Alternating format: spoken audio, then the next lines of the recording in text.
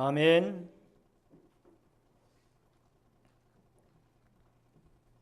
봉독해 드린 사도행전 9장 26절로 31절의 말씀을 중심으로 교회 부흥의 은혜 제목을 같이 하십시다. 교회 부흥의 은혜.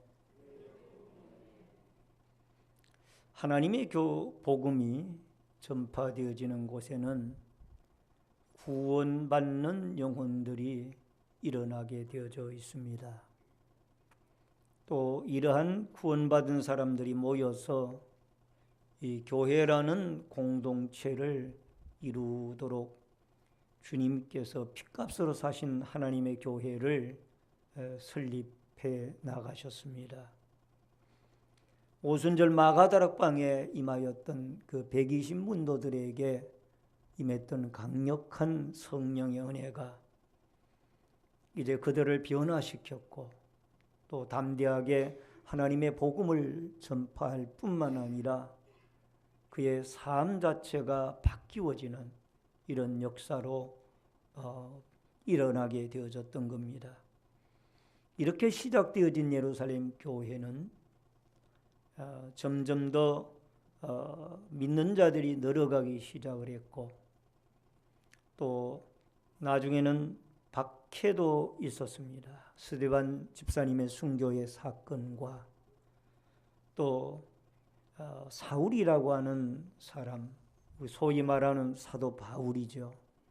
그분이 어떤 그 유대교 철저한 신자로서 기독교를 박해하는 그런 역사들이 있어지고 그러다가 그가 다메섹 도상에서 예수 그리스도의 부활하신 주님의 부르심을 받고 만나고 변화되어져서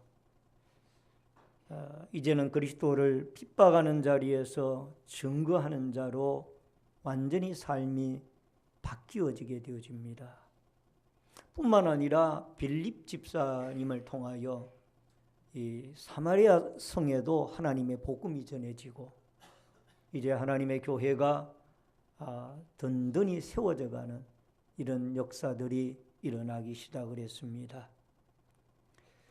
여러분, 한국교회도 계속해서 성장을 해오던 30-40년의 정점을 2002년도를 기점으로 찍고 이제는 정체 내지는 하향 곡선을 그리는 어려운 상황 속에 한국교회가 돌입을 해가고 있습니다. 그러나 어떻게 하면 우리가 초대 예루살렘 교회나 또 사마리아 교회나 갈릴리 교회들처럼 또는 수리아 안디옥 교회들처럼 다시 한번 부흥의 아름다운 역사를 이루어 갈 수는 없을까? 또 어떻게 하면 이런 부흥의 역사를 꿈꾸고 또 이루어 갈 수 있을까? 이런 부분들을 여러분과 제가 오늘 본문 중심으로 생각해 가면서 같이 부흥을 꿈꾸고 부흥의 아름다운 도구로 쓰임을 받는 위대한 역사가 있어지기를 주의 이름으로 축원합니다. 첫 번째로는 바나바를 통한 하나님의 부흥의 역사입니다. 여러분 26절과 27절을 같이 읽겠습니다. 본문 26절과 27절. 사울이 예루살렘에 가서 제자들을 사귀고자 하나 다 두려워하여 그가 제자됨을 믿지 아니하니 바나바가 데리고 사도들에게 가서 그가 길에서 어떻게 주를 보았는지와 주께서 그에게 말씀하신 일과 다메섹에서 그가 어떻게 예수의 이름으로 담대히 말하였는지를 전하니라. 아멘. 여러분, 이 바나바라는 사람은 예루살렘 교회의 일꾼으로 처음에 등장을 합니다. 사도행전 4장 36절에 보면은 이 바나바가 구브로에서 난 레위족 사람이 있으니 이름은 요셉이라.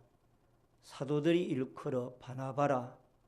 번역하면 위로의 아들이라 하니. 그러니까 바나바라는 이 사람은 레위 출신의 구브로 사람입니다. 근데 그의 이름을 사도들이 바나바라고 이름을 고쳐줬는데 그 바나바의 뜻이 뭔가 하니 위로의 아들이라. 이런 뜻이 그 바나바라는 이름 속에 들어 있습니다. 그러니까 그 이름은 곧 바나바의 사역을 의미했습니다. 그래서 이 바나바가 참으로 남들을 위로하고 격려하고 또 연약한 자들을 일으켜 세우는 이런 일에 헌신적으로 아름답게 쓰임을 받게 되어졌던 것을 보게 됩니다. 물론 오늘 여기에 본문에도 바나바의 역할이 두드러집니다. 왜냐하면 사도 바울이 개종을 해서 기독교로 부활의 주님을 다메섹에서 만나고 또 이 다메섹 도상에서 부활의 주님을 만난 이후에 다메섹 시내의 그 직가라는 거리에 유다의 집에 들어가서 그 아나니아 선지자에게 그가 안수기도를 받고 성령의 충만함을 받고 또 그가 3일 3야 먹지도 못하고 자지도 못하고 회개를 하고 새 사람으로 그 눈에 비늘 같은 것이 떨어졌다라고 그렇게 나와 있는데 어쨌든 그가 이제 옛사람을 벗어버리고 새 사람이 되어진 거예요. 그리고 그가 변화되어진 이후에 즉각적으로 이 다메섹에 있는 유대교인들이 모이는 그 회당에 들어가서 예수는 그리스도시고 하나님의 아들이라고 그들에게 전파를 했다고 말해요. 그런데 문제는 예루살렘을 방문했을 때에 아무도 사도 바울을 만나고자 하는 사람이 없는 거예요. 저 사람은 기독교인들을 붙잡아다가 감옥에 가두는 사람이 아니냐. 그러니까 이 예루살렘 교회의 사도들을 비롯해서 많은 제자들과 성도들이 다 이 사도 바울을 만나기를 꺼려하고 두려워하는 거예요. 그가 진정으로 변화가 되어졌는데도 그거를 믿지 못하는 겁니다. 근데 그때 누가 등장을 하는 거니? 바나바가 등장. 그래서 27절에 보면은 바나바가 데리고 사도들에게 가서 그가 길에서 어떻게 주를 보았는지와 주께서 그에게 말씀하신 일과 다메섹에서 그가 어떻게 예수의 이름으로 담대히 말하였는지를 전하니라. 그러니까 다메섹에서 그가 어떻게 변화되어졌고 다메섹 도상에서 어떻게 부활의 주님을 만나고 어떻게 다메섹의 유대인들에게 복음을 전했는지를 신뢰성을 가지고 있던 이 바나바가 그 예루살렘 교회의 지도자들과 성도들에게 소개를 한 거예요. 그래서 그 뒤에 28절에 보면 사울이 제자들과 함께 있어 예루살렘에 출입하며 갈라디아서에 의하면 사도 바울이 이 예루살렘에서 이때 약 보름 동안 머물렀는데 그동안 이 예루살렘 교회의 사도들과 많은 성도들에게 공식적으로 인정을 받은 거예요. 그 역할을 하나님께서 바나바를 통해서 하시고. 여러분 사도행전 11장 24절에 보면은 우리 같이 한번 읽겠습니다. 바나바는 착한 사람이요 성령과 믿음이 충만한 사람이라. 이에 다 큰 무리가 죽게 더하여지더라. 그러니까 바나바는 착한 사람이고 성령과 믿음이 충만한 사람이다. 그러니까 바나바인들 왜 사울이 바울로 변화가 되어졌지만은 그에 대한 두려움이 없었겠습니까? 그러나 그는 믿음의 사람이었어요. 성령 충만한 사람이었어요. 그리고 그가 어떻게 그리스도 앞에 변화되어지고 하나님의 역사가 일어나서 그가 이방인을 위한 사도로 택함을 받았는지를 확실하게 믿었습니다. 그러니까 믿음과 성령이 충만한 사람이 바로 이 바나바였고 마음이 착한 사람이 바나바였어요. 그것은 예수 그리스도가 그 속에 들어가 자리하였기 때문에 그가 성령으로 충만하고 믿음으로 충만했기 때문에 이 바나바가 그의 사명을 감당할 수가 있었고 또 사도 바울을 이 예루살렘 교회의 사도들과 지도자들과 성도들에게 소개를 하고 바울이 활동을 본격적으로 사도로서 할 수 있도록 발판을 만들어준 거예요. 오늘 사랑하는 성도님 여러분, 여러분과 제가 믿음과 성령이 충만한 사람이 되어져야 돼요. 따라하십시다. 믿음과 성령이 충만한 사람이 되어지자. 여러분, 성령의 이름은 파라클레토스라고 하는 보혜사라는 이름의 뜻을 가지고 있습니다. 곁에 두다 또는 위로자, 돕는 자 그런 의미가 있습니다만 이 파라클레토스라고 하는 이 보혜사라는 이 뜻도요.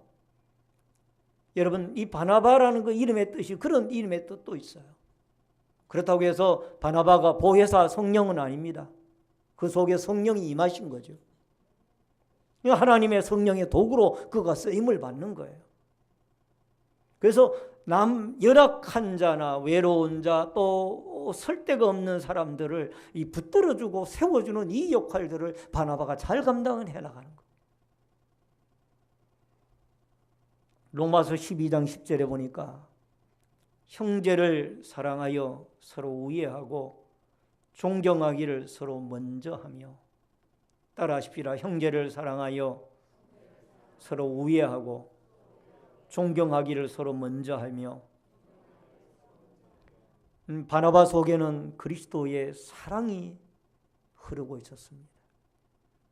그렇기 때문에 그 연약한 자들을 세워주는 거예요. 쓸데없는 자들을 남들에게 소개해 주는 거예요.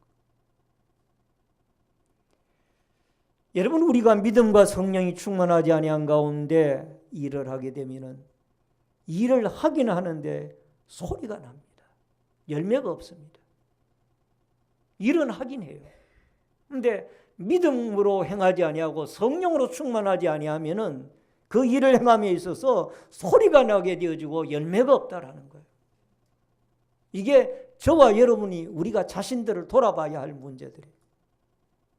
내가 직분은 받아가지고 있고 아니면 예수 믿은 지는 오래되어졌지만은 과연 내가 믿음과 성령이 충만한 가운데 주의 일들을 감당하고 있는가? 그래서 오늘 여기 바나바와 같이 이 사울이라는 한 사람을 세워나가고 나중에는 수리아 안디옥 교회가 이 바나바가 가서 파송을 받아 사역을 하는 가운데 엄청나게 교회가 부흥을 하니까 나중에 자기보다 더 실력이 뛰어난 바울을 데리고 와서 같이 동역을 하지 않습니까? 이게 믿음과 성령의 사람이 아니면은 이런 일을 할 수가 없는 거예요. 누가복음 4장 18절로 19절에 보니까 주의 성령이 내게 임하셨으니 이는 가난한 자에게 복음을 전하게 하시려고 내가 기름을 부으시고 나를 보내사 포로된 자에게 자유를, 눈먼 자에게 다시 보게 함을 전파하며 눌린 자를 자유롭게 하며 주의 은혜의 해를 전파하게 하려 하십니다.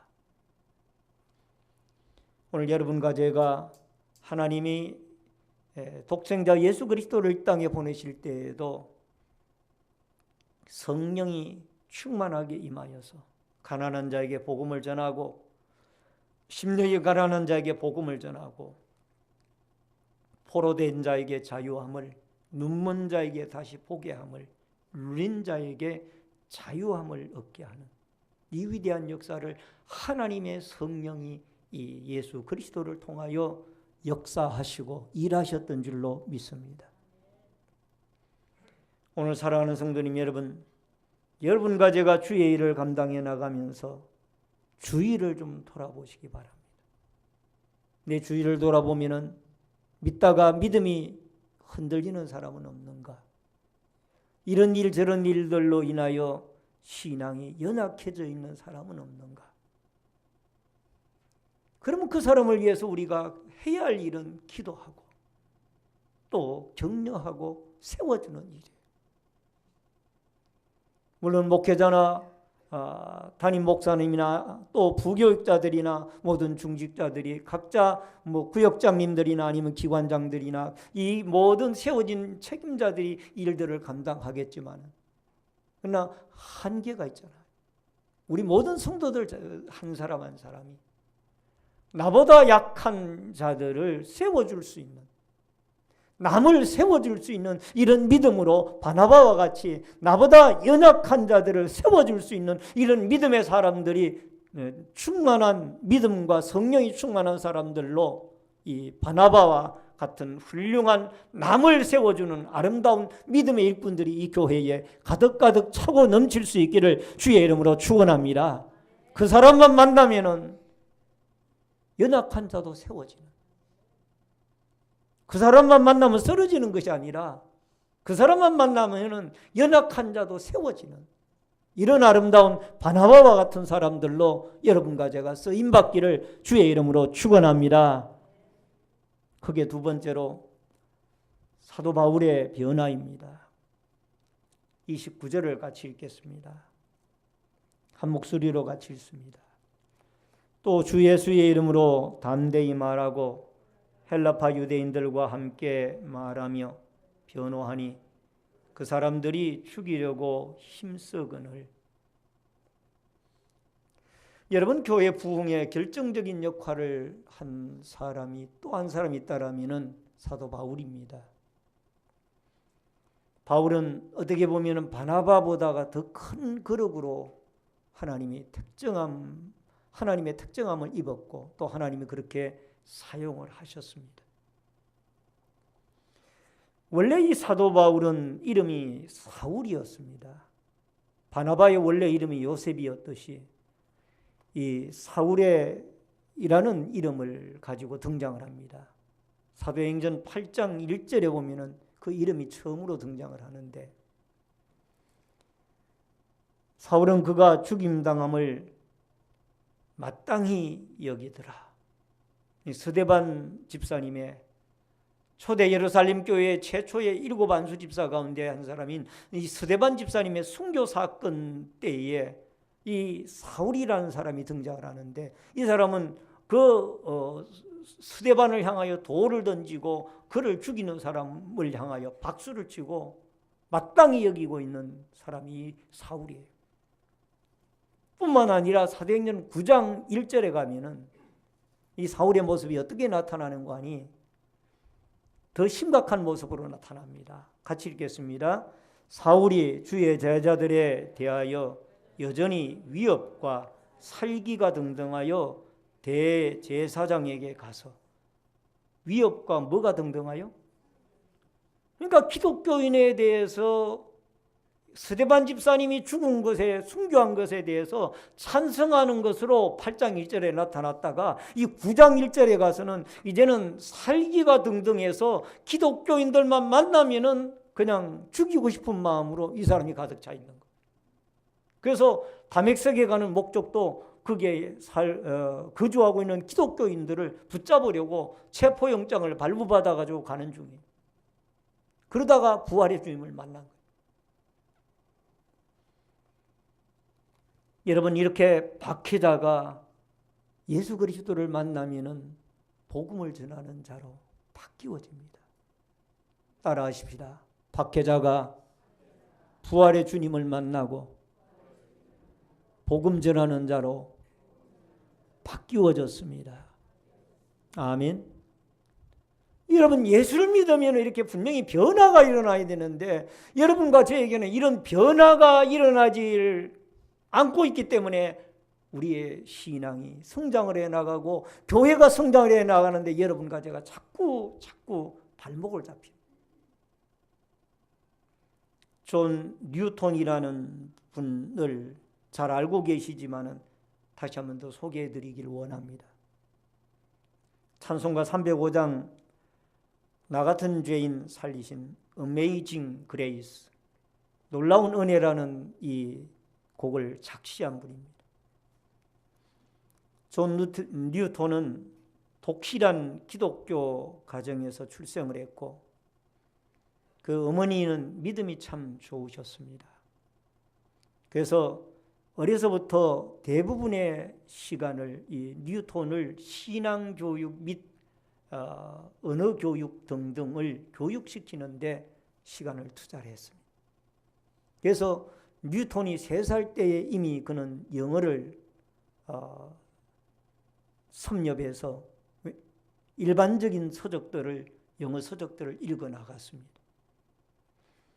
그리고 그 무렵에 이미 영어를 읽기 시작할 때부터 성경과 또 교리 문답, 찬송가, 시들을 외울 수 있도록 어머니가 이 뉴턴을 교육을 했습니다. 신앙 교육을 했습니다. 이미 6살이 되어졌을 때에는 어머니로부터 그가 교육을 받아 라틴어를 영어는 뭐 영국의 모국어니까 그렇게 배웠다 하지만은 이미 라틴어, 로마에서 주로 사용하던 라틴어를 이미 그는 라틴어의 글을 읽을 수 있을 만큼의 실력을 갖추었습니다. 그런데 안타깝게도 7살에 뉴턴이 7살 되던 해에 어머니가 돌아가셨습니다. 지병으로. 어머니가 돌아가신 이후에 아버지께서 재혼을 했습니다마는 그 이후에 이 뉴턴은 이 세상에 질이 좋지 아니하는 그러한 친구들을 만나서 방황하기 시작을 합니다.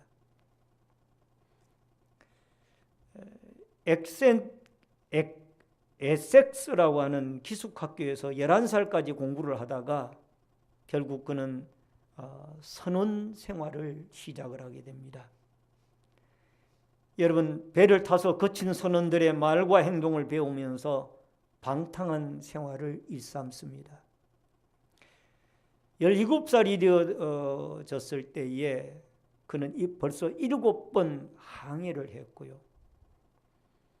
이때 기독교의 수사서라는 책을 읽게 되어지면서 종교의 필요성을 인정을 했지만은 그러나 여전히 그는 죄를 버리지 못했고 죄를 사랑하고 세상 사람들 속에 들어가서 타락된 생활을 했습니다. 1743년에 아버지께서 그를 해군 소위 후보생으로 그를 들어갈 수 있도록 그렇게 마련을 수속을 밟게 합니다. 근데 그가 탈영을 합니다. 탈영을 하여 붙잡혀 가지고 나중에 그는 혹독한 고난을 당하고 나중에는 아프리카의 노예로 가게 되어집니다. 그곳에서 약 1년 3개월 동안 15개월 동안 참 힘든 노예 생활을 합니다. 그러다가 어느 날 해변가에서 지나가는 상선에게 손짓을 해서 결국 그 상선을 타게 되어지고 그 노예의 섬에서 탈출을 하게 됩니다. 근데 그때부터 그는 선원 생활을 하게 되어지고 또 노예선에서 그가 일을 하게 되어집니다. 그러다가 1748년 고향으로 돌아오던 중에 심한 폭풍우를 만나게 됩니다. 생명까지 위협받는 위태로운 처지에 놓이게 되어졌을 때 그때는 그 자신도 모르게 주여 우리에게 자비를, 따라하십시다. 주여 우리에게 자비를. 그리고 이렇게 부르짖게 되어지고 그가 처음으로 나타낸 자비에 대한 갈망의 외마디의 부르짖음이었습니다. 하나님은 그 기도를 응답하셨고 파도를 잔잔하게 하셨을 뿐만 아니라 그는 이제 방탕한 생활을 청산을 하게 됩니다.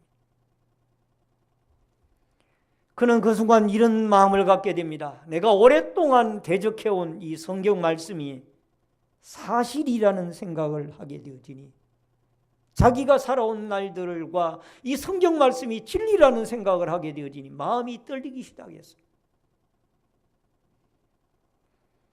그동안 자기의 삶이 너무나 죄를 받기에 용서받기에 너무나 큰 죄악들을 저지르고 살아왔다. 1764년에 그는 올리교회의 목사로 부임을 해서 15년간 목회를 하고 1780년에 런던의 성 메리올 로스 교회에서 28년간 목회를 하다가 하나님의 부름을 받아 천국을 향하여 가셨습니다. 근데 그가 과거를 참여하는 회상하는 내용 가운데 이런 글의 내용이 있습니다. 가장 무지하고 가장 비천하고 가장 무참히 버려진 노예 중에 하나인 내가 아프리카 연안의 참혹한 생활로부터 건지워져 마침내 세계의 도시 중에서도 어떤가는 그 런던의 교구 목사로 지명된 것은 넘치는 하나님의 은혜였다. 내가 자격이 있어서 되었다라고 나는 평가할 수가 없다. 과거를 참 생각을 하면서 이런 참회의 글을 남겼어요. 내가 자격이 있어가지고 목회자가 되어진 것이 아니라 나는 무지하고 그 아프리카의 노예로 참 혹독한 고난 속에 있었는데 하나님의 은혜로 나를 구원해 주셨고 풍랑 가운데서도 나를 살려주셨고 그래서 그가 작시한 찬송가가 305장이에요. 지금까지도 많은 성도들에게 사랑을 받고 있죠. 나 같은 죄인 살리신 주 은혜 놀라와 우리 같이 한번 좀 찬양을 했으면 좋겠습니다. 하나님께 올려드렸으면 좋겠습니다. 나 같은 죄인 살리신 주 은혜 놀라워 예로웠던 생명 찾았고 광명으로 얻었네 큰 죄악에서 건지신 주 은혜 고마워 나 처음 믿은 그 시간 귀하고 귀하다 이제껏 내가 산 것도 주님의 은혜라 또 나를 장차 본향에 인도해 주시리 거기서 우리 영원히 주님의 은혜로 해처럼 밝게 살면서 주 찬양하리라.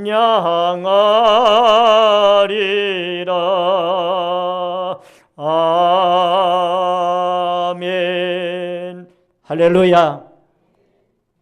여러분과 저도 주님의 은혜로 이 뉴턴이 변화되어지듯이 우리 자신이 먼저 하나님 앞에 저와 여러분이 변화되어질 수 있기를 원합니다.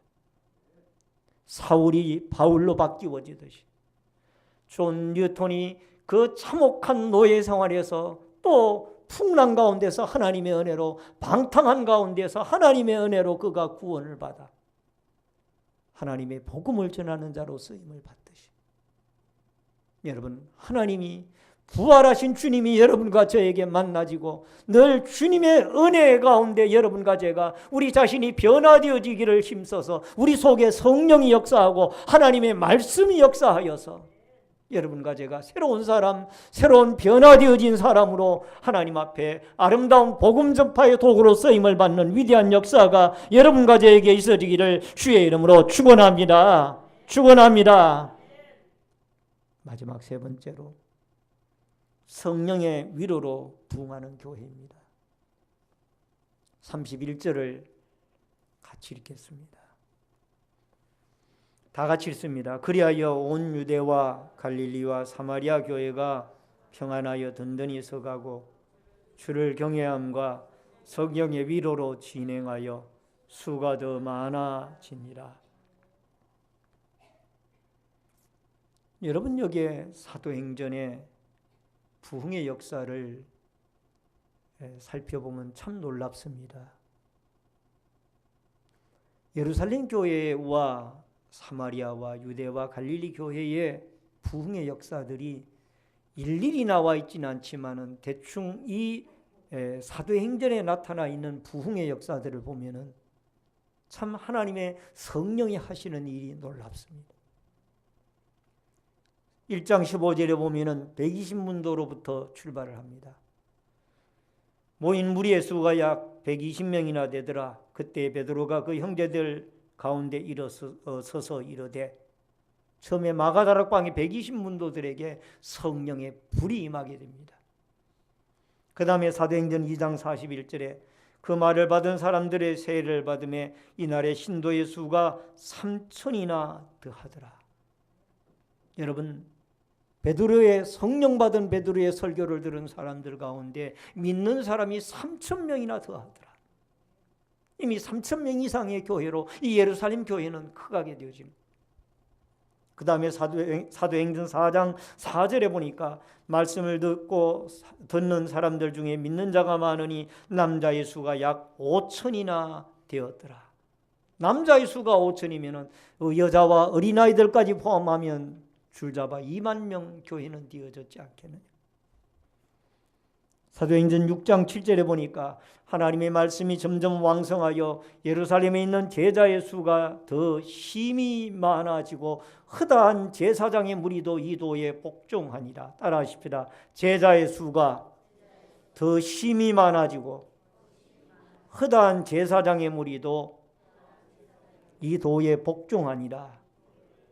아멘.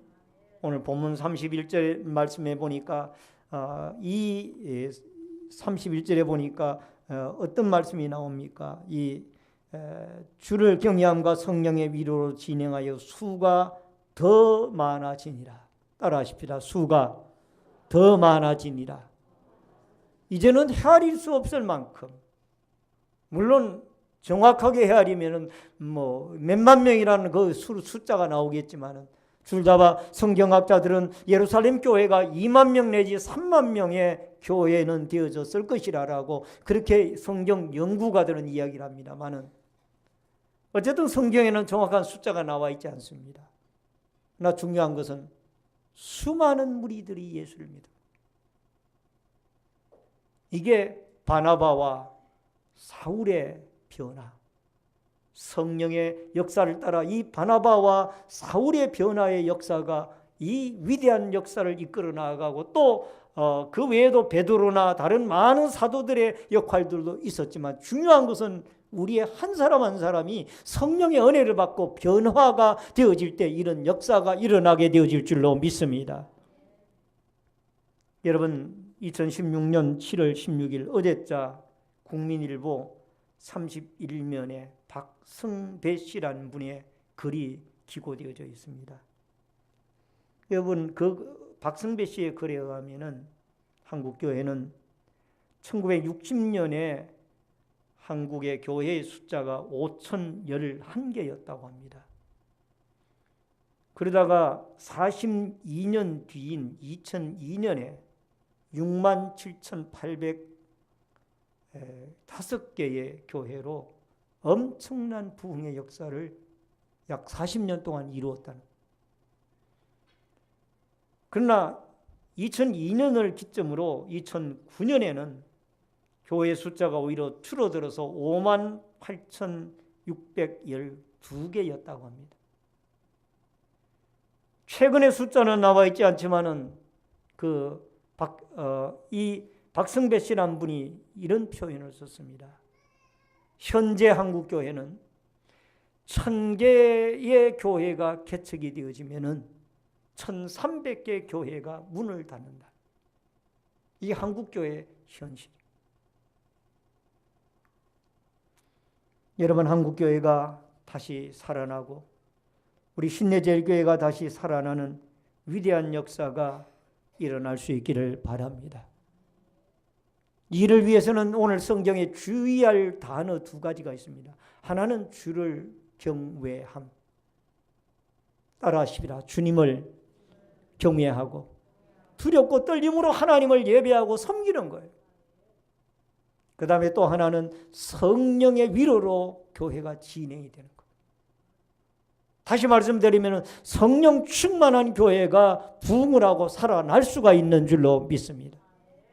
여러분과 제가 성령 충만함을 위하여 매일매일 무릎을 꿇고 주여 나 자신이 성령 충만하여 변화된 새 사람이 되어지기를 원합니다. 예수님 닮아가는 사람이 되어지고 오늘 여기에 사울이 바울로 바뀌어지고 이 요셉이 바나바로 바뀌어지는 이런 위대한 역사들이 여러분과 저를 통하여 연약한 자를 세워가고 또 안 믿는 자들에게 복음을 전하여 초대 예루살렘 교회처럼 수리안교 교회처럼 갈릴리 교회처럼 사마리아 교회처럼 여러분과 저의 교회가 든든히 세워져 가고 특별히 우리 신내제일 교회가 날마다 숫자가 믿는 자가 늘어가고 구원받는 자가 늘어가며 우리 자신이 먼저 부름을 받은 우리 한 사람 한 사람이 예수 그리스도 앞에 그리스도를 닮아가는 변화되어진 새로운 사람으로 살아갈 수 있기를 주의 이름으로 축원합니다. 축원합니다. 사도행전 1장 8절에 오직 성령이 너희에게 임하시면 너희가 권능을 받고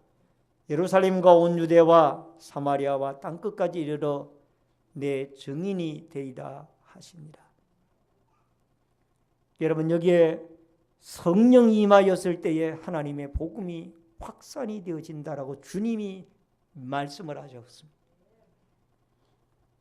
성령은 파라클레토스, 보혜사, 우리를 돕는 자입니다. 곁에서 우리를 돕는 자이고 여러분과 저의 속에서 우리를 이끌어 주시고 지배해 주시는 분이 성령님이신 줄로 믿습니다. 이 성령은 누가복음에 보니까 예수의 이름으로 하나님 아버지에게 구하는 자에게 성령은 주신다라고 누가복음 11장이 분명히 말씀을 하셨습니다. 여러분, 성령 충만함을 위하여 예수 그리스도 이름으로 하나님 아버지에게 구하여서 여러분과 제가 이 마지막 때에 성령 충만한 자가 되어져서 하나님의 기적의 역사들이 일어나고 교회가 이 주위에 안 믿는 자들이 주님 앞에 돌아오는 기적의 역사들이 일어날 수 있기를 주의 이름으로 축원합니다. 사도행전 4장 31절을 읽고 말씀을 줄이겠습니다. 사도행전 4장 31절 다 같이 읽습니다. 시작. 필기를 다하며 모인 것이 진동하더니 무리가 다 성령이 충만하여 담대히 하나님 말씀을 전하니라. 아멘. 여기에 빌기를 다하며 이 말은 기도하기를 마치며 성령이 충만하여 담대히 하나님의 말씀을 전하니라. 다 같이 우리 통성으로 기도할 때에 하나님, 우리 신내제일교회가 다시 한번 부흥의 역사를 꿈꾸고 한국교회가 다시 한번 부흥의 역사를 꿈꾸며 더 나아가서 세계교회가 성령이 충만하여 다시 한번 부흥의 역사가 일어나게 해달라고 우리 자신이 바나바와 같이 성령과 믿음이 충만하여 변화되어져서 연약한 자를 세워가는 자가 되고 사울이 바울로 바뀌어지듯이 성령 충만하여 우리가 부활의 주님을 만나고 분명히 변화되어져서 남들에게 그리스도를 증거하고 하나님의 교회를 세워가는 믿음의 역군들이 되어지며 성령의 위로로 주를 경외함으로 우리의 교회가 부흥되어져 가게 하여 달라라고, 우리 자신이 그렇게 쓰임을 받게 해달라라고 다 같이 주여를 한번 외치고 통성으로 기도하겠습니다. 주여,